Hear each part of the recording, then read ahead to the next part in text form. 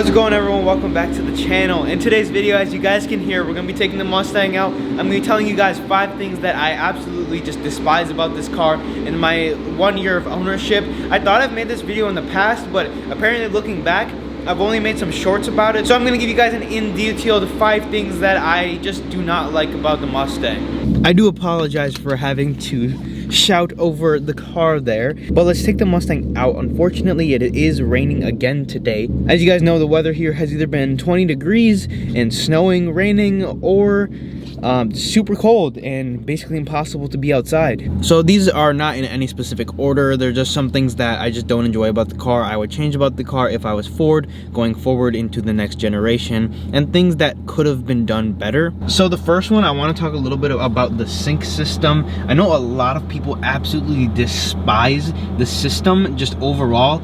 I personally don't really care because most of the time my car is going to be plugged into Apple CarPlay. But there are a few things in the system and the way it's set up that I don't like it. And I think a lot of people would agree with me that some of these things could be done a little differently.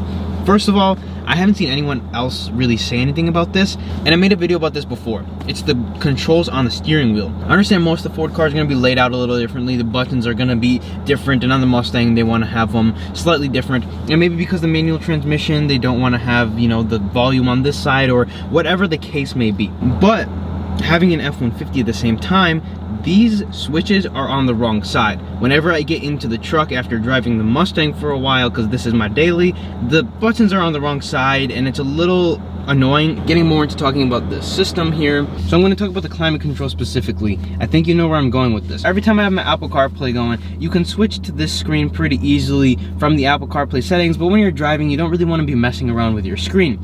I was driving down to Texas, I was very confused. I could not find out how to adjust the air and where it was coming from, so I wanted to make the air blow out of these vents. You do that by going into the climate screen. I think that's a little dumb because I have CarPlay going. I'm driving. I just want to make the air blow a different way. I think they could have done a simple job and made one of these bigger buttons a little smaller and accommodated just one button to change where the air is coming from. As well as that, I know they did update like the look in the newer Mustangs, but I mean, the screen looks super basic and super boring. The rest of the car is super exciting. I understand it's a sports car. It's not really meant to have all these technologies. I'm very happy I have CarPlay, and that's why I don't really complain about the system too much, but it is a little bland. I will agree with those people who do say it. I know people are gonna say it's a V8 sports car. It's not supposed to have any of these things. A lot of people, including myself, daily drive these cars. That button is a very small thing, and the look of the screens, it's just a minor complaint that I have. Let's get away from that and talk about the thing I hate about the driving experience of the car, and it's something that I also talked about in my last video, and that would have to be the Chinese transmissions. They've got a really bad name for themselves in the last couple of years, and you guys can check out my last video where I talked about whether you should avoid buying these cars because of the transmissions. Even though I did say in the video that I would not avoid or not buy the car or regret buying the car because of the transmission, like, come on, Ford, just give us a Tremec transmission. That's all we want in the normal Mustang GT. Now we're moving on to the next generation, and I really hope they don't give that generation Mustang a MT82. I think it's time to move on. They've had so many issues in the past with the clutches and all of that. I think it's time for Ford to move on from the MT82 and move on to a different transmission, a better transmission like they did with the Mach 1. That should be the standard transmission for the car. I understand prices are gonna go up, but I think we can all agree, for everyone who owns the MT82, I know some people don't have issues, I don't have issues, it just feels a little weird. The MT82 is a weird transmission. I would rather pay the extra $3,000 for a higher base MSRP for the car and have a Tremec than be cheaper. All right, just pulled the car inside because it's raining and I want to talk about the exterior a little bit. So now that we're done talking about the infotainment system and also the transmissions, let's go into the third thing that I do not like about this car. It has to be factory wheels. I think the lack of wheel options that we get, and also along with the wheel spacing from factory, I think that Ford can do a much better job at making some better looking wheels and some better spaced out wheels for these cars. So for those who have been subscribed for quite some time or watched some of the older videos, these are the original wheels from a Mustang. On camera and to the untrained eye, also in person, these kind of look like the EcoBoost wheels. These are upgraded $1,000 wheels from Ford. Now this wheel option comes in black and also comes on the EcoBoost from what I believe. And before you commented, I know the wheel options aren't that bad. It's just that I wish there was a couple better wheel options. The GT500 came with a decent wheel option. They're not horrible, but I think compared to like the Camaros and the Challengers, that they do get better wheel options than the Mustang does. That's my personal opinion. It's not the biggest of deal, but I thought I'd throw this in the video. Also, the spacing from factory was horrendous, like horrible. Also, if you're hearing all the birds in the background, I apologize, but there's nothing that I can do about that. They are going crazy right now.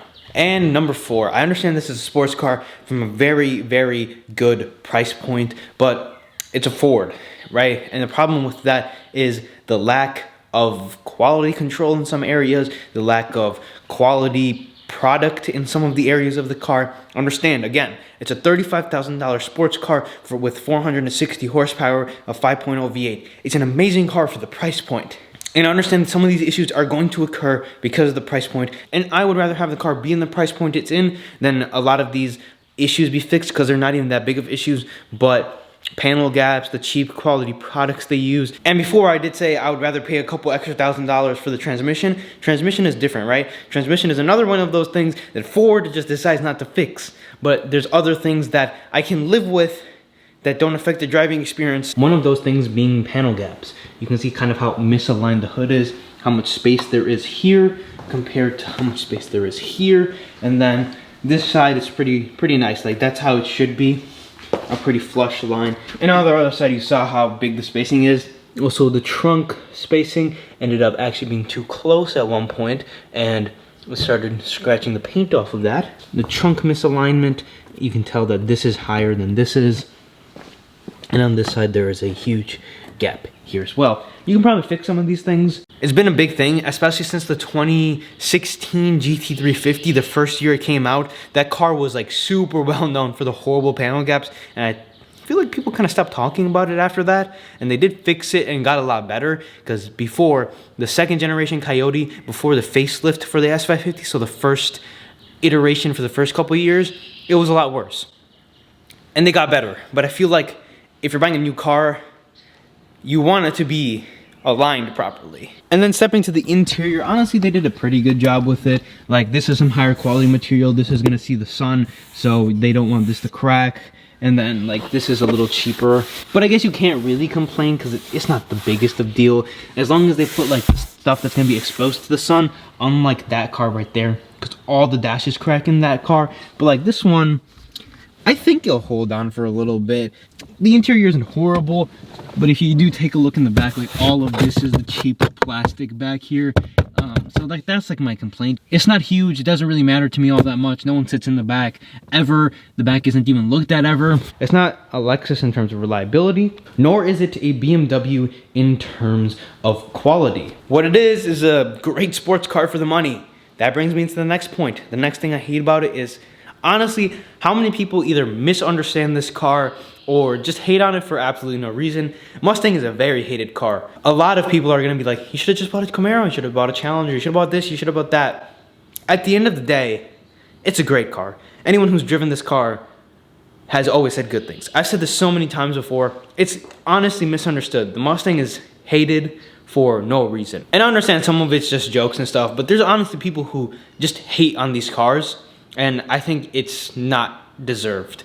I think these cars are awesome. For the price point it's in, for the performance you're getting, for the tunability it has, for what this car is, Ford did a fantastic job at it. And it's been like the past 8 minutes of this video complaining about the car, but honestly, I had a hard time making this video. I mean, some of these things were very specific to just driving the car for like a year, and things that started to bug me a little bit. In the past, I thought I had made a video of 5 things I hate about it and 5 things I love about this car, but I didn't. I do not regret buying this car. Check out my other videos if you have not already. But that is all I have. If you did enjoy, do me a huge favor, go down and subscribe and leave a like. A lot more videos to come. Hopefully this rain clears out. Hopefully it starts to get sunny. We can go out, drive the cars, enjoy the cars. You guys have been killing the support on them recently, and I do appreciate it. But that is all I have for this video, and I will see you guys in the next one.